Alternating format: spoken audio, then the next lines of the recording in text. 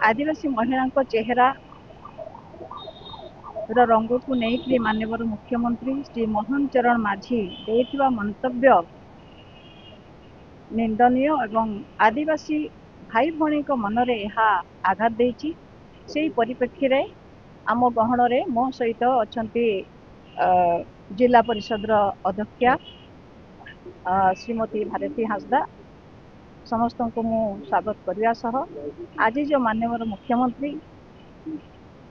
जड़े सफा रंगर महिला को विवाह करने खोजुले एवं से मयूरभंज जिले में विवाह कर वर्ण निर्देश्व कौन भाव परिचय दे जड़े आदिवासी हो आदिवासी झील माने सफा नुहंती बोली कहवाकू नहीं आम मनरे गभीर आघात सृष्टि करी।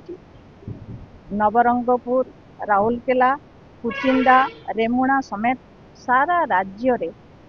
जेतबळे आदिवासी महिला उपरे दुष्कर्म और अत्याचार बढ़ी चली एवं राज्यर आदिवासी समाज निजको सुरक्षित मने करूना यही समय रे मान्यवर मुख्यमंत्री यही मंतव्य ग्रहणीय नुह और मयूरभंज विजु जनता दल यार घोर निंदा करुच्ची। जड़े एत बड़